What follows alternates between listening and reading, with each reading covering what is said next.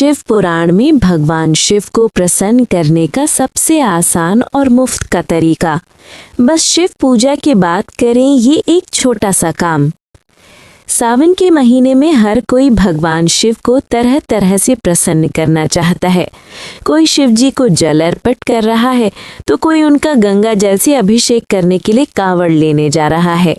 कोई शिव जी को बेलपत्र चढ़ा रहा है तो कोई रुद्राभिषेक शिवार्चन कर रहा है। लेकिन क्या आप जानते हैं कि शिव जी को एक आसान और मुफ्त के तरीके से खुश किया जा सकता है। शिव जी को ये उपाय इतना प्रिय है कि इससे उनका क्रोध दूर हो जाता है और वो खिलखिलाकर हंसने लगते हैं। इस उपाय का वर्णन शिव पुराण में मिलता है।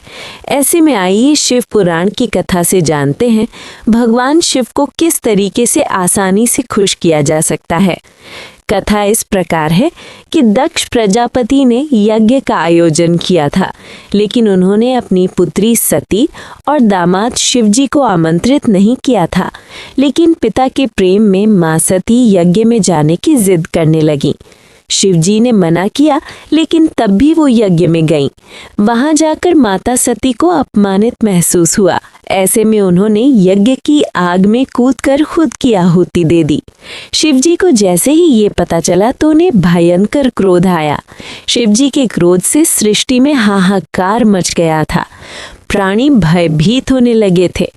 क्रोध में शिवजी दक्ष प्रजापति के यज्ञ में पहुंचे और अपने बाल से वीरभद्र को उत्पन्न किया। वीरभद्र ने दक्ष प्रजापति के यज्ञ को तहस नहस कर दिया और पूरे यज्ञ को नष्ट कर दिया। वीरभद्र ने इसके बाद दक्ष प्रजापति का सिर काटकर नीचे फेंक दिया। चूंकि दक्ष प्रजापति भगवान विष्णु के परम भक्त थे, तो विष्णु भगवान अपने भक्त की ये स्थिति देखने के बाद देवताओं के साथ शिवजी का क्रोध शांत करने के लिए पहुंचे। देवताओं ने शिवजी को काफी मनाया, तब जाकर उनका क्रोध कुछ हद तक शांत हुआ। फिर सभी मिलकर दक्ष प्रजापति की जान बचाने के लिए शिवजी से गुहार लगाने लगे। तब शिवजी ने दक्ष प्रजापति के धड़ पर बकरी का सिर लगाया और उनकी जान बचाई।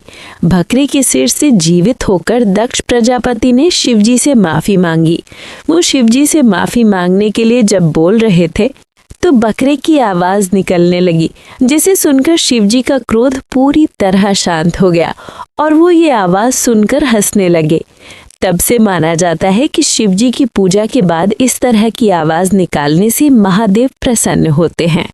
इसके लिए अपने एक गाल पर अंगूठा और दूसरे पर मध्यमा अंगुली रखते हुए मुंह से डमरू की तरह आवाज निकाले। इससे शिवजी अपने भक्तों से खुश होते हैं। ये भगवान शिव को प्रसन्न करने का आसान और मुफ्त का तरीका है। सावन में इस तरीके से